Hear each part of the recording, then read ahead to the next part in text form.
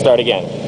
Okay, I know a guy who was riding up in the mountains, same kind of roads that I'm about to do, and he was doing about 80 kilometers an hour, which I'm guessing is roughly 50 miles an hour, and speed limit's like half that.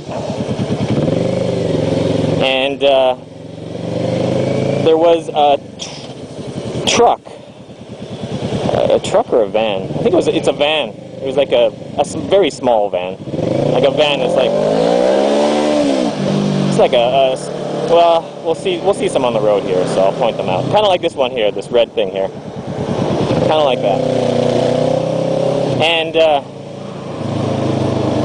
yeah, like a really like a cheap, flimsy van. And the van, kind of like this blue thing here. And the van. The driver of the van either like literally he fell asleep at the wheel, or he was just like drunk or something. And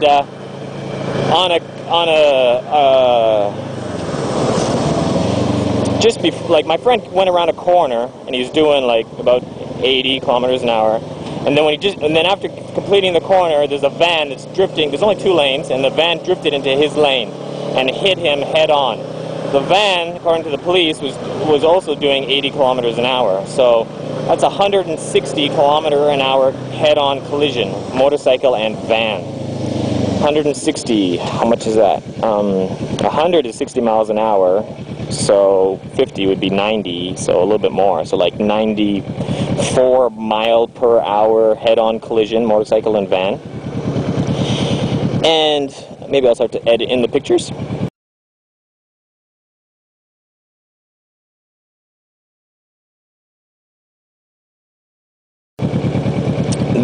So what happened?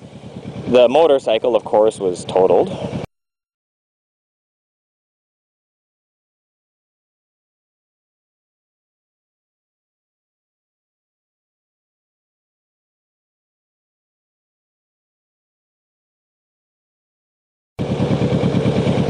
And the van was, I think, pretty much totaled too. It had a good V indent in it. The van got knocked back like they both came to 90 mile an hour collision, and they both like came to a complete stop, and the van bounced back.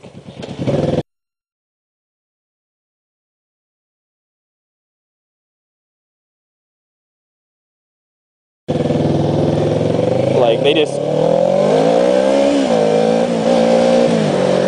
and then so yeah. So what happened? And then so what happened to both vehicles are totaled. The bike was like ripped apart. Like, I got pictures of it. So what happened? Oh man! Look at the traffic going into the mountains. Should I even go? What the fuck? What the fuck you doing, buddy? Like, I'm totally in my lane, I'm going a little bit slow, and he just like pulls up right beside me and passes me in my own lane.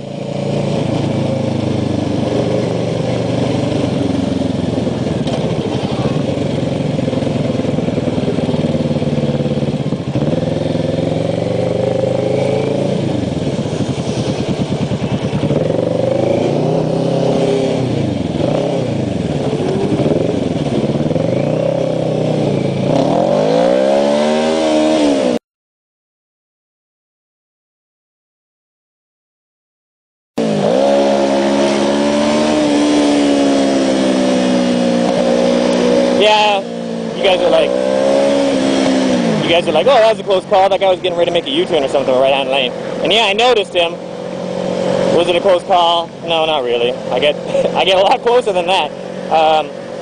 So why did I not brake hard when I saw him? Why did I continue to accelerate? Because my bike's so loud. That's why. And I was actually depending on the noisiness of my bike to alert him that I was coming and for him to stop, and it seemed to work. So some people say that loud pipes save lives is bullshit, but I think if you ask any biker, they'll say, yeah, it's true. Yeah, so what, the vehicles were totaled. What happened to the driver and the rider? The driver, the rider of the van, oh no, the rider of the van, good one more there. The driver of the van died. His steering wheel crushed his chest, broken ribs, crushed lungs. He drowned on his own blood. The motorcycle rider, not a scratch on him. He flew over the van, and because his forward momentum was enough, he didn't kind of come crashing down into the ground. He just kind of came down onto the ground, and the forward momentum just kind of kept him. He kind of just skipped along the surface, and then slid, and stopped because he had full leathers on, or yeah, full leathers, Chinese. And yeah, he just slipped to a stop, and he had a couple of bruises on him, but like other than that, that's it. No broken bones, no sprains, no fractures. A couple of bruises. He was fine. He didn't even spend the night in the hospital. So, in my opinion, that's the most amazing accident I've ever heard of. And I've posted it on a couple of forums, and oddly enough, people say the pictures are fake. There's a couple of reasons for that. There's a couple of good reasons they might think that. For one thing, the accident happened in Taiwan, but the motorcycle license plate says like California or something. And the reason for that is the accident took place before large motorcycles were legal in Taiwan. In other words, at that time in Taiwan, it was illegal to ride a motorcycle that was like more than 400 cc or something. So his bike was a plateless bike. It was a no papers bike. So the license plate, which says California, was purely cosmetic. It was just some, yeah. There's probably some other motorcycles in the photos as well, and if you notice, a lot of them don't have any plates at all because, like I said, they're purely illegal. So yeah, and then the guy, you know, that didn't stop him from riding either. He kept riding after that for a few years, and he stopped recently. But I think he got married, and I guess he's just settling down or whatever. I think he took up cycling or something, which is also fairly dangerous, especially in Taiwan.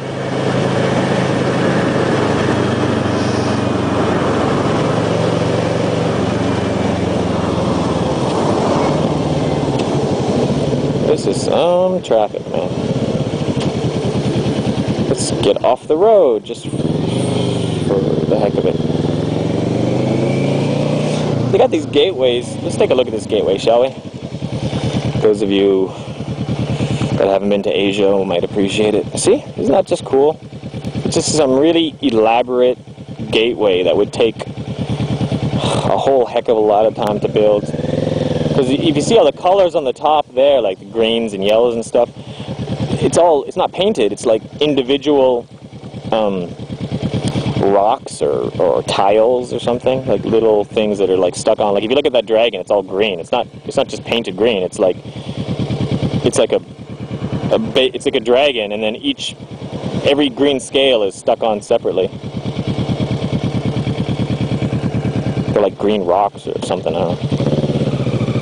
Anyways, yeah. So these things are kind of cool. You see them around a lot.